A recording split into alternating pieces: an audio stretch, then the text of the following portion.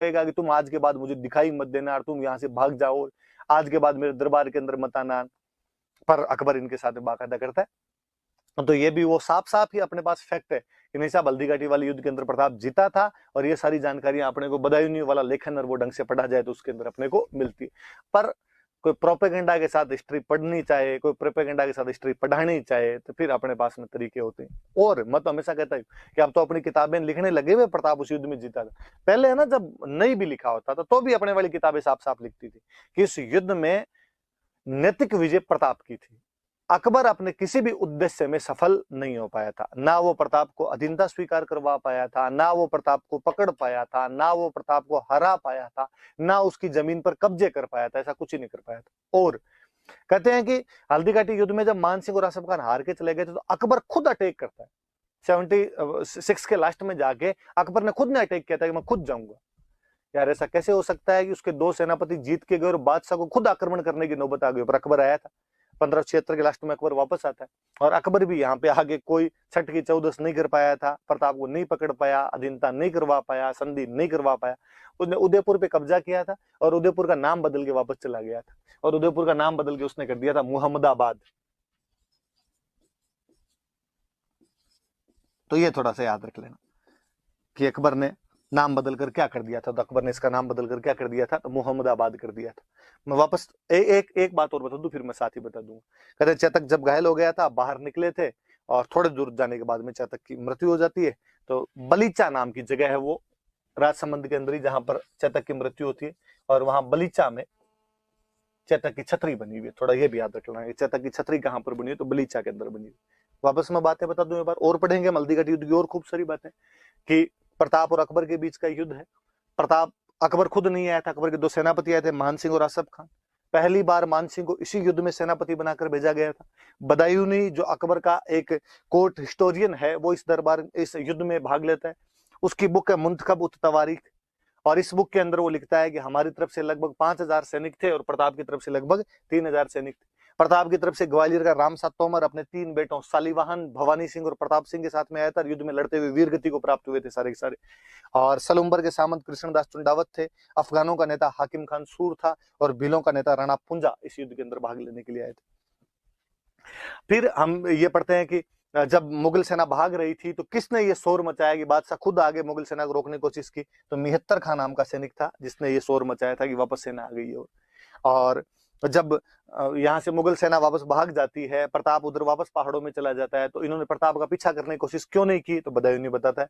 बदायूनी कहता है कि जून की गर्मी की वजह से हमारे सैनिक हार के बाद खूब सारे थक गए थे, और हमारे सैनिक डर रहे थे कि प्रताप पे हमला नहीं कर दे। इवन कि वो गोगुंदा के अंदर जब आए थे वापस, तो उन्होंने चारों तरफ अपने दीवार चुन ली थी कि ताकि प्रताप का यहाँ पर अपने हमला नहीं हो जाए।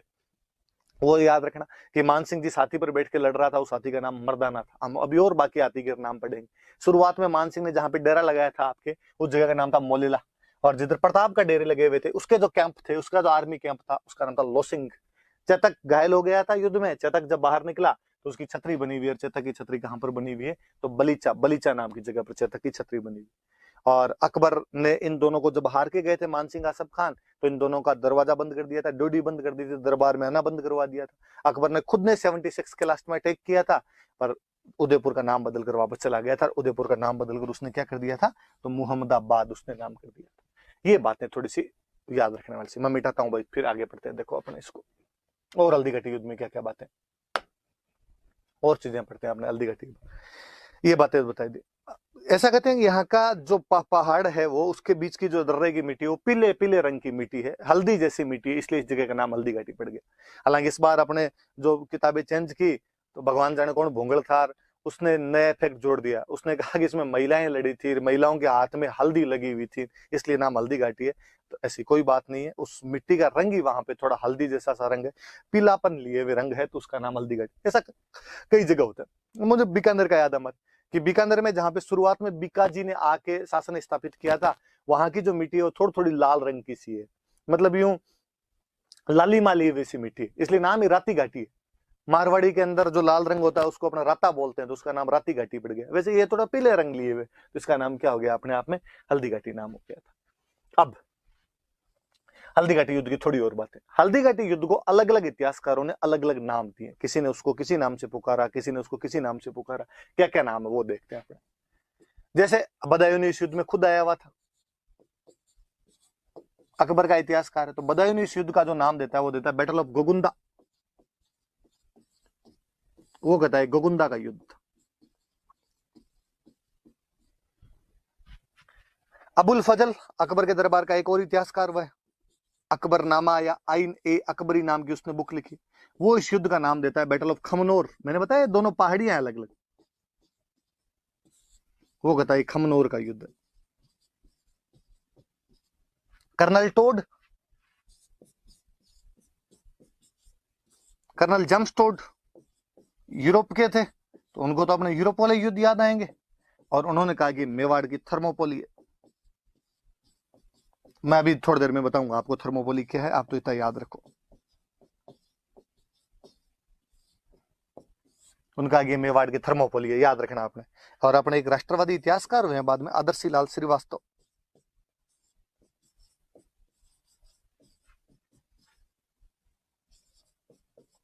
और उन्होंने वहां पे हल्दी घाटी के पास में एक जगह है बादशाह बाग, और उन्होंने कहा यार इस जगह पे हुआ है, इसलिए उन्होंने इसका नाम दे दिया बादशाह बाग का युद्ध, बैटल ऑफ बादशाह बाग जगह का नाम है भाई।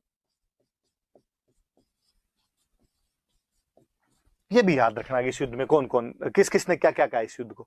तो जो बदायूनी है वो इस युद्ध को कहते हैं बैटल ऑफ गोगुंदा, जो अबुल फजल है वो इस युद्ध को कहता है बैटल ऑफ खमनोर। ये दोनों अकबर के दरबारी इतिहासकार है, उसके कोर्ट हिस्टोरियन है।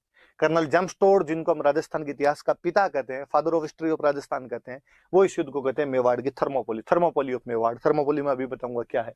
और आदर्शी लाल श्रीवास्तव है, वो कहते हैं इस युद्ध का नाम है बादशाह बाग का युद्ध, जगह का नाम है वहां पे बादशाह बाग, तो वो कहते हैं इस जगह पे हुआ था, तो बादशाह बाग का युद्ध। तो थोड़ी अलग अलग चीजें थोड़ी याद रखिएगा। तो और जो मैं बता रहा था कि प्रताप की उधर मानसिंह का जो हाथी था उसका नाम था मर्दाना। कहते मुगलों की तरफ से एक हाथी और था, उसका नाम था गजमुक्ता। और इस गजमुक्ता को इधर से प्रताप की तरफ से एक हाथी लड़ रहा था लूणा, उस लूणा के खिलाफ लड़वाने के लिए लेके आए थे। तो प्रताप की तरफ से एक हाथी था लूणा, उधर से नाम था गजमुक्ता। फिर प्रताप का एक हाथी था जिसे मुगल सेना ने पकड़ लिया था, उस हाथी का नाम था राम प्रसाद। इसको पकड़ के ले गए थे, और जब लेके गए तो अकबर ने पूछा भाई साथी का क्या नाम है, लोगों का राम प्रसाद। पर अकबर ने कहा कि नहीं भाई, ये पीर बाबा के प्रसाद से हमें मिला है, पीर बाबा के आशीर्वाद से हमें मिला है, इसलिए इसका नाम बदल कर मैं क्या करता हूँ, पीर प्रसाद। थोड़ा सा याद रखना कि एक कौन सा हाथी मुगल सेना को मिल गया था जिसका नाम बाद में बदल दिया गया था, राम प्रसाद मिला था, नाम बदल के पीर प्रसाद कर दिया। कुल मिला के ये दो हाथियों के नाम याद रखने जो प्रताप की तरफ से लड़ रहे थे, ये दो हाथियों के नाम याद रखने जो मुगल सैनिकों की तरफ से लड़ रहे थे, राम प्रसाद और लूणा, उधर मर्दाना और गजमुक्ता। क्योंकि मुझे याद है किसी एक एग्जाम में क्वेश्चन थे, राम प्रसाद, लूणा, मर्दाना और गजमुक्ता क्या। और फिर आरपीएससी वैसे ऑप्शन और दे देती है, सुदूरवर्ती बाड़मेर के 4 गांव, मूंग की 4 किस्में, बकरी की 4 नस्ल, और आपके हल्दी घाटी युद्ध में लड़े हाथियों के नाम। तो याद रखना भाई, हल्दी घाटी युद्ध में हाथी, आप इमेजिन करो कभी कि युद्ध कितना महत्वपूर्ण रहा होगा हल्दी घाटी, कि उसमें लड़ने वाले हाथियों के नाम भी एग्जाम के अंदर पूछे जाते हैं। अपने आप में ये कितनी बड़ी बात है। उसका जो घोड़ा है, उस युद्ध का जो घोड़ा है, उसके नाम पर बाकायदा अपने स्कूटर आया करता था। चेतक कितना फेमस हुई, चेतक जो चीज थी, पुलिस वालों की जो गाड़ियां होती है उनको भी आज अपने चेतक कहते हैं। तो वो युद्ध जो है वो चरम है युद्धों का, एक अलग भावना है उस चीज के अंदर। तो हल्दी घाटी वो युद्ध है अपने जिसमें प्रताप ने अकबर को या अकबर की सेना को यहां से हराकर वापस भेज दिया था। तो वो सारी बातें अपने याद रखने वाली सी। और देखो, मैं तो हल्दी घाटी युद्ध को जब पढ़ता हूं तो मुझे लगता है यार जीत हार ये सब तो बाकी है, मुझे उसमें प्रताप की डिप्लोमेसी बड़ी शानदार सी लगती है कि यार उस युद्ध में ग्वालियर का रामसाद तोमर आया है, अफगानों की तरफ से हाकिम खान सूर है।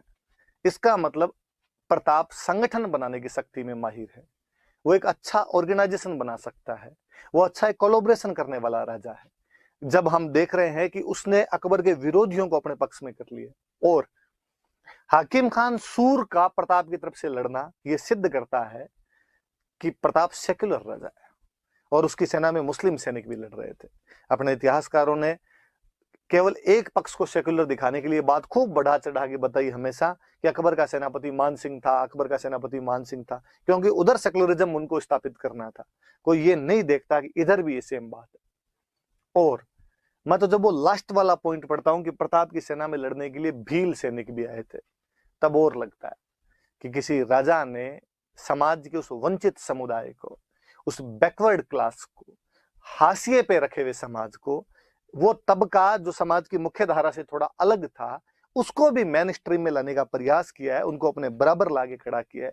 तो जो अनटचेबिलिटी की जिसकी हम बात करते हैं, छुआछूत की जिसकी हम बात करते हैं, उसको भी कहीं ना कहीं दूर करने वाला कोई राजा दिखाई देता है तो प्रताप दिखाई देता है कि उसने उन वनवासियों को, आदिवासियों को अपने साथ में लाके खड़ा कर दिया था। तो वो वाले नाम जो है तो अपने आप में ये दिखाते हैं कि वो कितना ब्रॉड माइंडेड बंदा था।